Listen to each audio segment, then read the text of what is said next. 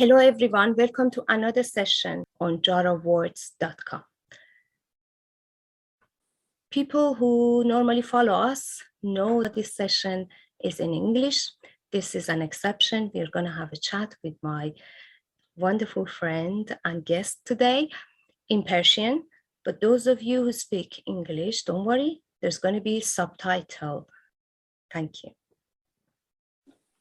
خب خوش آمد میگم به یکی دیگه از صحبت‌های سبوی سخن، صندلی داغ در سبوی سخن.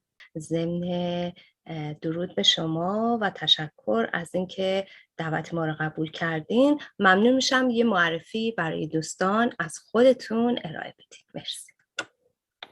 سلام، من مسعود قاسمی هستم. 36 سالم شد اخیراً و در خدمت شما. بسیار هم عالی. پس تولدتون هم همین دور و برا بوده؟ آره، ماه گذشته. خیلی خب، با تأخیر 1 ماه تولدتون مبارک. شما خب مؤسس و مدیر آموزشکده صحبا میوزیک هستین. میشه یه مقداری در مورد این فعالیتاتون در قالب حالا مؤسس، مدیر و برنامه ریز کارهای آموزشکده صحبا هم بهمون بگین به زحمت؟ صحبا یک مجموعه فرهنگی هنری به حساب میاد. ما توی صحبا فعالیت مختلفی داریم، اهم از تدریس موسیقی، تدریس نقاشی، تدریس زبان فارسی، خوشنویسی و در عین حال این فعالیت‌های اصلی ما به حساب میاد. یه سری فعالیت‌های جانبی مثلا استدیوی ضبط آهنگ، تنظیم آهنگ، استدیوی فیلمسازی هم داریم و در کنار اینها یک سری فعالیت‌های دلی هم انجام میشه توی صحبا، مثل شب‌های فیلم، مثل شب‌های شعر، مثل رونمایی کتاب و آلبوم موسیقی و از این دست فعالیت‌ها، نمایشگاه کتاب و از این دست فعالیت‌هایی که گهگاهی برگزار میشن. بسیار عالی. یه سری از این فعالیت‌هایی رو که گفتین من در جریان نبودم. جالبه آدم به یک نحوه از کار گروه وقتی که فکر میکنه اگر تغییری باشه یا این فعالیت ها گسترش پیدا کنه شاید دوباره یه سری آگاهی رسانی هم لازمه. خیلی خوشحالم که فعالیت های مختلفی دارین، نه فقط در زمینه موسیقی بلکه در زمینه کارهای فرهنگی. بسیار هم خوشحالم از این بابت که کسی هست در منچستر انجام میده اینجور کارها رو و بسیار هم موفق هستین. اخیراً کنسرتی رو که از طرف شما و گروه صحبا به هر حال آماده شده بود و اجرا شد با کمک هنرآموزان آموزشکده صحبا شرکت کردم و خیلی خوشحال شدم از تعدادی که اومده بودن. خیلی استقبال خوبی شده بود. در این مورد خب به هر حال مدیون خیلی چیزها هستیم، به این خاطر یکی از مهمترینشون به هر حال مدیریت و نحوه تفکر شماست که از این بابت بهتون تبریک میگم. در مورد جذب به خصوص بچه‌ها به برنامه‌های فرهنگی و آموزشی که شما تحت پوشش دارین، چه صحبتی دارین با همون، با حالا پدر مادرهایی که ممکنه این رو ببینن یا افراد دیگه که ممکنه علاقمند باشن؟ چجوری میتونن به گروه شما بپیوندن؟ چجور چیزی لازمه؟ چقدر آموزش باید دیده باشن؟ در چه سطحی باشن تا بتونن فعالیت بکنن؟ یه توضیح هم در این مورد بدین ممنون میشم. خب من یه توضیح بدم در مورد کنسرت که ذکر کردم. این که خب این کنسرتی که برگزار شد دستاورد بزرگی بود به لحاظ فرهنگی و آموزشی. در واقع توی این کنسرت که توی 2 شب برگزار شد ما چیزی در حدود 1400 نفر مخاطب داشتیم و چیزی در حدود 140 نفر نوازنده اجرا کردن. خب همونطور که این کنسرت زمان طولانی داشت و خیلی از بچه‌های مختلفی اجرا کردن، موسیقی‌های سازهای مختلف داشتن و غیره، تو قالب گروهی تکنوازی. از چه نظر میگم این دستاورد مهمی بود؟ به خاطر اینکه توی بخش آموزشیش باعث شد که 140 نفر هنرجویی که سابقه اجرا یا نداشتن یا تک و توک اجرا داشتن، اینها رفتن اجرا کردن و اعتماد به نفس روی صحنه بودن رو به دست آوردن که این میتونه مخصوصا توی بچه‌های کوچیک‌تر تاثیرات ذهنی شگفت‌انگیزی میذاره و شاید تا ابد، تا آخر عمرشون این خاطره توی ذهنشون بمونه. حالا اگر حتی کنسرت‌های بزرگتر بعدها بذارن که ایشالا بذارن، باز این تجربه اول و دوم تجربه‌هایش منحصر به فردی هستن. به لحاظ اجتماع و کامیونیتی این اولین باری بود که به بهانه یک موضوع فرهنگی این تعداد آدم، تا جایی که من شاهدم و میدونم، البته برنامه‌های به استثنای برنامه‌های خود شما که همیشه پر رونق بوده در مورد شاهنامه بزرگداشت فردوسی، این هم برنامه‌ای بود که حول محور موسیقی میچرخید و تعداد بسیار زیادی آدم به صورت رایگان اونجا حضور پیدا کردن با یک هدف خیریه. این نباید فراموش بشه، یعنی هدف مشترک داشتن آدم‌ها در اونجا و اون هم این بود که حالا ما جمع شدیم، بچه‌هامون، خانواده‌هامون، بچه دوستامون، خود دوستامون داره اینجا کنسرت میده، ما میایم یه دونه بلیط تهیه میکنیم و این پولش میره برای خیریه و این خیریه که ساخت یک آسایشگاه معلولین، توی آسایشگاهی که در واقع مرکز توانبخشی معلولین در ایران در یکی از شهرهای جنوب ایران یا روستاها خواهد بود.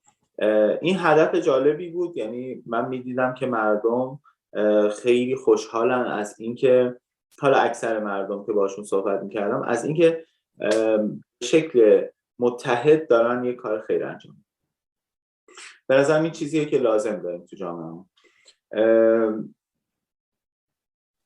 عرض به خدمتتون در خصوص این که بچه‌ها بتونن بیان و توی آکادمی عضو باشن و فعالیتشون رو شروع بکنن، هیچ چیز خاصی لازم نیست، فقط یک انگیزه و علاقه وجود باید داشته باشه که تشریف بیارن اونجا. ما راهنماییشون میکنیم، اساتید ما هستن، مشاوره میدن بهشون که حتی اگر ندونن توی چه زمینه فرهنگی هنری میخوان فعالیت کنن، بعد از این مشاوره ها میتونن تصمیم جدی‌تری بگیرن که آیا در واقع میخوان موسیقی کار کنن، نقاشی یا هر شاخه هنری دیگه. بسیار هم عالی، قابل توجه دوستان عزیز. ولی آموزشکده صهبا فقط برای آموزش به کودکان نیست، بزرگسالان هم میتونن شروع کنن اونجا و فعالیتشون رو حالا یا ادامه بدن، کسانی که قبلا انجام دادن، یا آغاز کنن. درست میگم؟ بله کاملا درسته. در واقع ما از هنرجویانی داریم از 3.5 سال تا 85 سال، یعنی این که ما در واقع خیلی بازه گسترده‌ای از هنرجو رو تعلیم میدیم و بعضی وقتا آدم‌ها فکر میکنن که وقتی خیلی سنشون زیاد، مثلا حالا خیلی سنشون زیاد منظورم اینه که سنشون از چه می‌دونم 50 و 60 که بالاتر میره دیگه نمیتونن یاد بگیرن، در صورتی که هم به شکل علمی ثابت شده، هم تجربی برای ما که آدم‌ها تا آخر عمرشون میتونن یاد بگیرن و خب موسیقی هم جز اون چیزاییه که آدم‌ها با اشتیاق یاد میگیرن. دقیقاً. و چقدر به تازگی علم هم ثابت کرده که آشنایی با موسیقی به خصوص در سنین بالا برای جلوگیری از چیزهایی مثل آلزایمر بسیار میتونه مؤثر باشه. در نتیجه نه تنها دیر شروع کردن شاید یک نکته منفی نمیتونه باشه، بلکه شاید نکته مثبتی هم باشه در این زمینه و خیلی خوبه اگه همیشه به هر حال میخواستین، علاقه داشتین دوستان گرامی به آموزش موسیقی، ولی فکر کردین شاید از شما گذشته. چون من خودم گاهی این فکرها رو میکنم که مثلا دیگه دورانش گذشته، دیر شده، ولی خیلی خوشحالم که به هر حال این امکانات رو در اینجا فراهم کردین برای دوستان که در هر سنی بتونن این علاقه خودشون رو دنبال بکنن اگر علاقمند به موسیقی هستن. به هر حال خیلی خیلی خوشحالم از موفقیت شما. به هر حال من همیشه میگم دوستانی که در اینجا هستن، ما از ایران دوریم و در واقع داشتن یک پایگاه بیشتر از یک پایگاه، مخصوصا چند پایگاه مختلف که به امور فرهنگی و هنری رسیدگی بکنه برای تک تک ما خوبه. هر کدوم از اینها رو که بتونیم حمایت کنیم و اینها ریشه بدونن، خیلی خیلی میتونه در زندگی تک تک ما که اینجا هستیم به هر حال دور از وطن هستیم خیلی موثر باشه. اینه که من به نوبه خودم تشکر میکنم از فعالیت هایی که انجام میدین. ولی یک حالا پیشنهاد یا شاید گله، نمیدونم چجوری میخواین اسمش رو بذارین، هم داشتم. یک چیز که برام جالب بود، فرمودین شما مثلا نمایشگاه کتاب هم برگزار میکنین و به هر حال جزو برنامه هاتون هست. یک چیزی که من خیلی گاهی نگران و به هر حال دل‌آزرده میشم ازش، عدم همکاری بین گروه‌های مختلف حالا فرهنگی و کارهای مربوط به ادبیاتی که انجام میدیم در اینجا هست. چقدر خوب میشه که اگه مثلا ما کسانی رو که مثلا شرکت نشری رو از لندن یا از شهرهای دیگه یا کشورهای دیگه، حتی من دیدم گاهی دعوت شدن به اینجا، یک چیزی که همیشه خالی بوده در جمع این برنامه ها حضور هنرمندان مربوط به همون منطقه هستن. به نظر من خیلی خیلی خوب میشه که وقتی که کسانی رو دعوت میکنیم مثلا از لندن، به خصوص در رابطه با کتاب، که بیان کتاب عرضه کنن، در مورد کتابشون صحبت کنن، حالا یک فضای کوچیکی رو هم باز کنیم برای کسانی که در همین منچستر و هومه به اصطلاح در این فعالیت ها مشغول هستن. اینه که خیلی خوب میشه اگه بتونیم یه صورتی، یه جورایی همکاری های بیشتری در این زمینه داشته باشیم و امیدوارم در آینده این موقعیت پیش بیاد که ببینیم گروه های مختلف با هر به اصطلاح با هر عقیده و هدفی که هستن بتونن کنار هم بایستن و در واقع فرهنگ خودمون رو یه جورایی ترویج کنیم و همدیگر رو حمایت کنیم. من یه جوابیه‌ای در اول اینکه این بحث کتاب و نمایشگاه کتاب بحثی بوده که ما خیلی کمتر تجربه توش داریم. منظورم ما از ما خود من هست، یعنی ما چندان شاید یک بار یا دو بار نمایشگاه کتاب کلا برگزار کردیم. یک بارش که یه نشر از خارج از انگلیس اومد، یعنی چند تا نشر از خارج از انگلیس، و یک بارش بچهای داخل همین منچستر و هومه برگزار کردن. ولی یه گلایه‌ای که میشه، حرف شما درسته و خیلی خوبه اگر بشه این کارو کرد، ولی یه گلایه‌ای هم که وارده به خود متصدیان این اموره، یعنی کسایی که توی نویسنده کتاب هستن، فعالیت‌های ادبی بیشتری میکنن. چون اگر اونها بیان و در واقع کار رو دست بگیرن اصطلاحاً و بشن متصدی ماجرا، خیلی کار بهتر پیش میره تا من موزیسین مثلا بیام و این کار رو بخوام بکنم.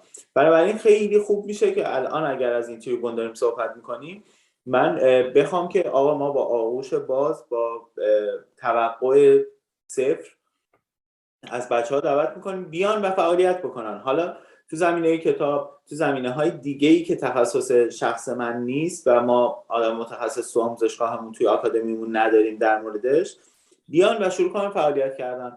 کما این که مثلا بارها شده که بچه‌های مختلف اومدن گفتن آقا ما مثلا کار خوشنویسی انجام میدیم، شما میتونید فضا رو فراهم کنیم؟ بله بفرمایید. یا زمینه‌های مختلف دیگه. در این اتفاق خیلی شکیل‌تر میتونه بیفته اگر متصدی برگزاری یک نمایشگاه کتاب یک نویسنده باشه. و میگم من آغوش باز خیلی همه بیان و همه کسایی که تو این زمینه فعالیت میکنن تشریف بیارن. خیلی خیلی هم ممنون. خیلی هم نکته مهمی بود برای من و قابل توجه دوستان نویسنده. به هر حال جار وردز یک وبسایت در مورد نوشتن هست، در مورد کلمات هست، سبوی سخن، و چند تا از دوستان به هر حال اهل قلم هم این سایت رو دنبال میکنن.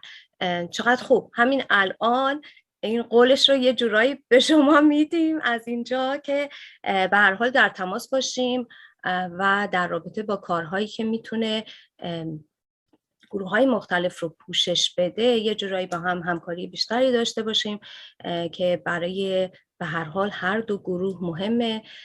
اخیراً در بزرگداشت فردوسی همونجور که شما قبلا ذکر کردین یک موقعیتی هم ما فراهم کردیم، یک میز کتاب گذاشتیم و از نویسندگان به هر حال منچستر و هومه خود این محله دعوت کردیم که بیارن کتابی اگه دارن برای عرضه حتما بیارن و به هر حال در طی برنامه که خب معمولا همه نشستن خب سخنرانی رو گوش میدن، برنامه ها رو میخوان شاهدش باشن، در زمان به اصطلاح تنفس یک فرصتی بود که حالا یک استراحتی داشته باشن مردم، یه چای، یه قهوه، چیزی، و فرصتی بود که این کتاب ها رو هم نگاه کنن. یه مقدار از کامنت هایی که شاید بعد از برنامه دریافت کردیم این بود که اون فرصت کم بود و بعضی از دوستان میخواستن که زمان بیشتری اختصاص داده بشه به اینکه بتونن از کتاب ها دیدن بکنن. ما فکر کنم 5 تا نویسنده مختلف داشتیم در اون روز که در میز کتاب نوشته هاشون رو عرضه می‌کردن. به هر حال می‌خواستن و این علاقه و خواسته بود که زمان بیشتری اختصاص داده بشه به آشنایی با کتاب‌ها، صحبت با به هر حال نویسندگان این کتاب‌ها و خیلی ها خوب کتاب می‌خریدن، دوست داشتن کتابشون امضا بشه و ما در قالب به هر حال بزرگداشت فردوسی این موقعیت رو فراهم کردیم. ولی خب حالا یاد گرفتیم که زمان بیشتری رو اختصاص بدیم به این امر. به هر حال زیر پوشش فردوسی نویسنده بزرگمون، خیلی از نویسندگان محلیمون هم شاید معرفی شدن برای اولین بار، چون به هر حال حرفه نویسندگی حرفه‌ایه که خیلی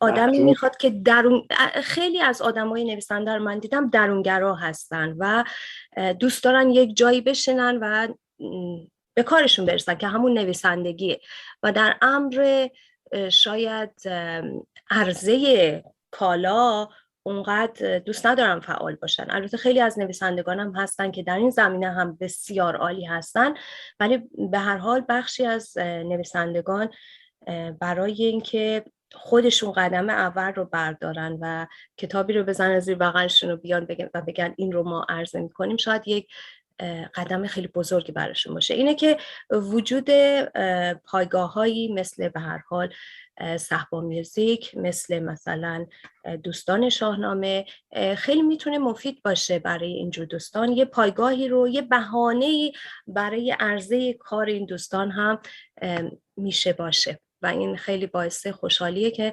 من اینجا میشنوم که علاقمند هستین.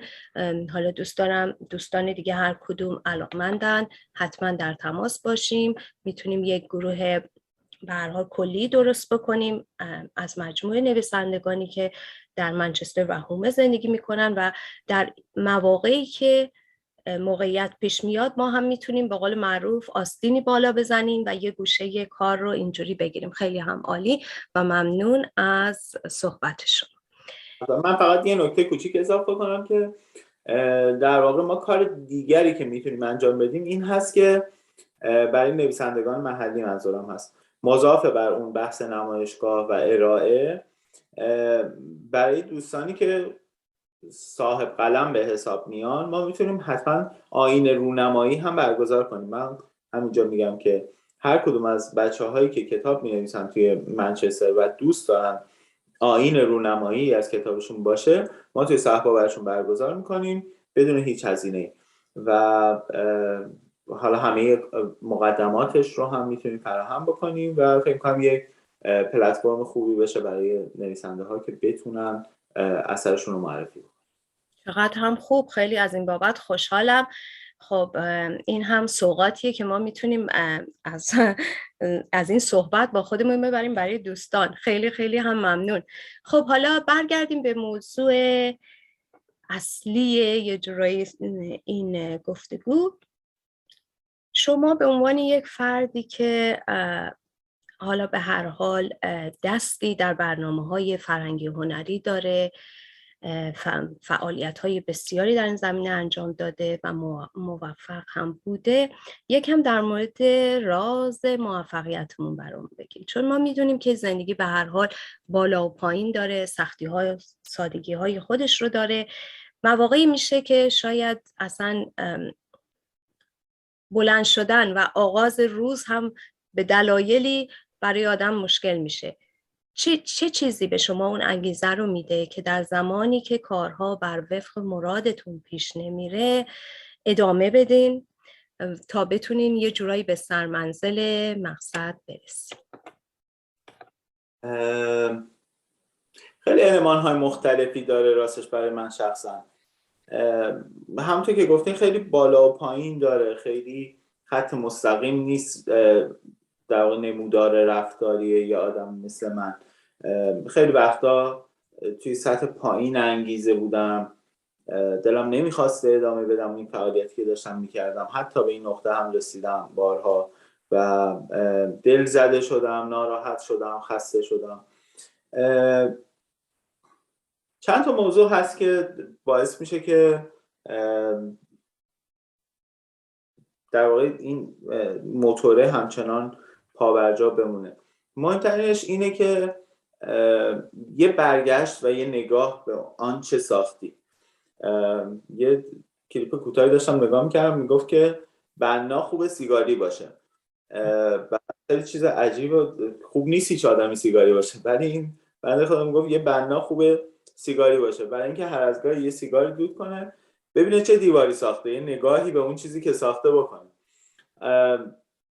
حالا حکایت اینه، من فکر می‌کنم که برگشتن و نگاه کردن به اون آنچه که بر آدم گذشته و آنچه که ساخته شده، آنچه دستاورد حرکتی که آدم بوده، میتونه انگیزه مناسبی باشه برای پیشبرد بقیه اهداف. من خودم بارها برمیگردم، یعنی رو حتی شده هر روز یه نگاهی میکنم و میگم که خب اوکی، من اون روزی که شروع کردم این مسیر رو هیچ کدوم از این چیزایی که الان هست نبوده، بنابراین خب ادامه میدم. حالا یه دستاورد خیلی بزرگ فکری هم که تو این چند وقت من بهش رسیدم خودم اینه که به مسائل فارغ از خوبی و بدی نگاه میکنم جدیداً، و اونم اینه که این مثال برای بچه‌ها همیشه میزنم، میگم انگار زندگی ما از یه نقطه A شروع میشه و به نقطه B میرسه و این A یه سرچشمه است، فرض کنید یه آب جاریه که میره توی B. ما یه دونه چوبی هستیم که این تو رودخونه داره حرکت میکنه. زمانی که ما با جزئیات خیلی زیاد از زاویه خیلی نزدیک به این چوب نگاه میکنیم، حرکت‌های سخت داره، یه جایی گیر میکنه به یه سنگی که همون مشکلات زندگیه، یه جایی راحت حرکت نمیکنه، یه جایی تند میره.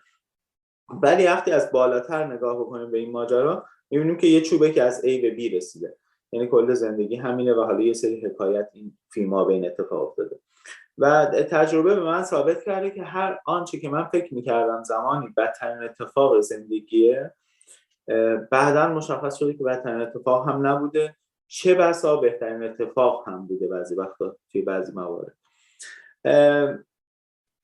حالا در کنار همه اینها یه شعر حافظ هم هست که همیشه حال منو خوب میکنه و که یه سرلوحه‌ایه که میگه هنگام تنگ دستی در عیش کوش و مستی، کین کیمیای هستی قارون کند گدارا. حالا اون زمانی هم که زندگی اصطلاحاً خیلی کام نمیده به آدم، طوری نیست. یه آدم یه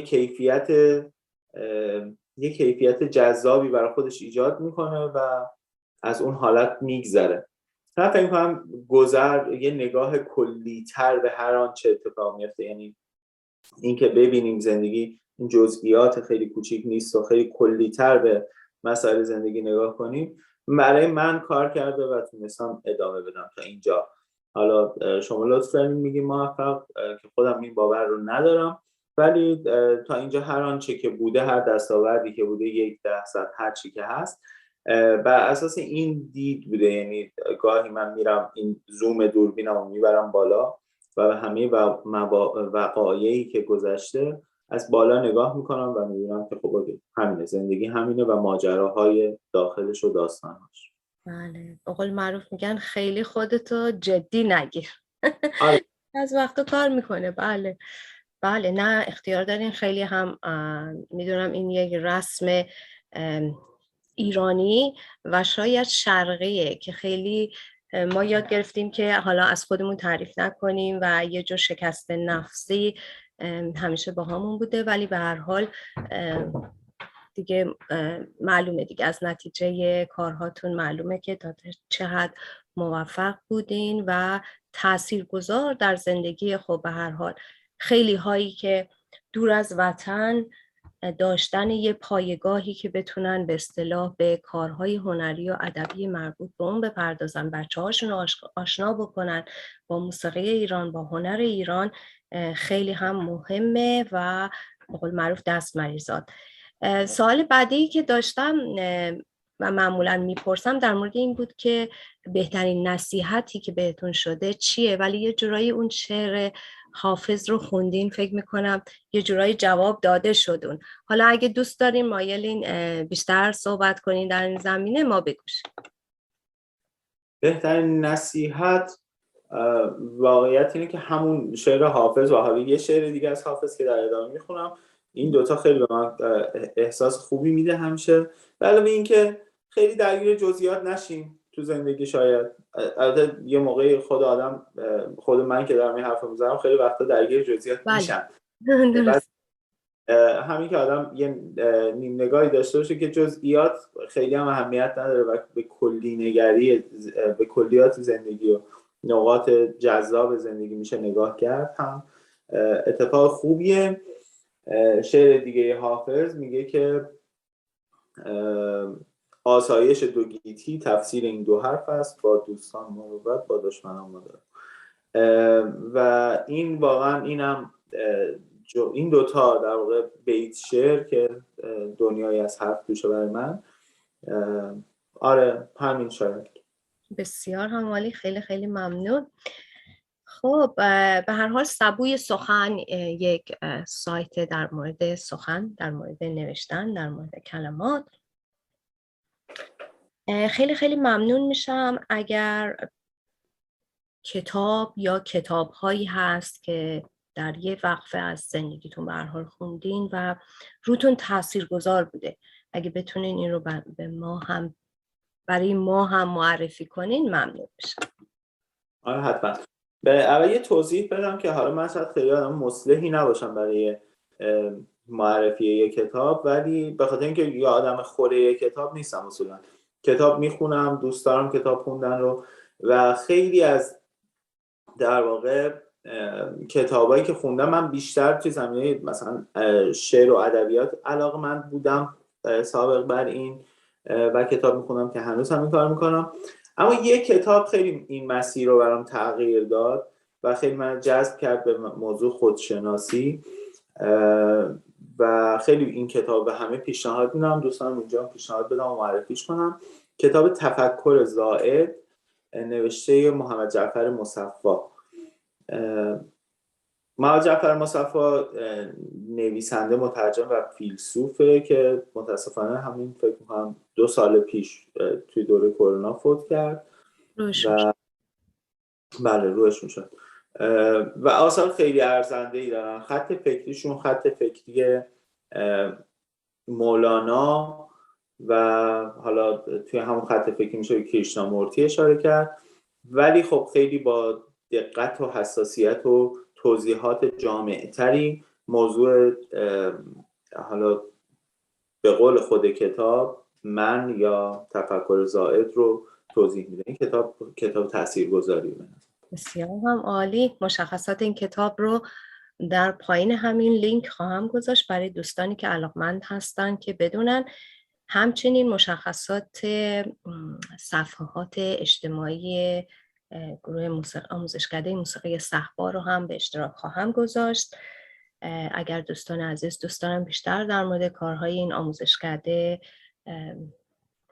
مطلبی بدونن یا کارهای آموزشکده رو دنبال بکنن، میتونن از این طریق به این مهم دسترسی پیدا کنم. خب یه جورایی صحبت ما به انتها رسید. البته هنوز میدونم فرصت برای گفتگو هست و میتونیم حالا مدت‌ها بشینیم و در زمینه هنر و موسیقی به خصوص دور از وطن با هم دیگه گپ بزنیم، ولی نمیخوام خیلی شما و حالا بینندگان عزیز رو هم خسته بکنم. در پایان فقط دوست دارم اگر کاری در دست اجرا دارین یا سخنی دارین که دوست دارین با دوستان در میون بذارین بفرمایید. در واقع یه صحبت کوتاه اینه که یعنی یه پیشنهاده در واقع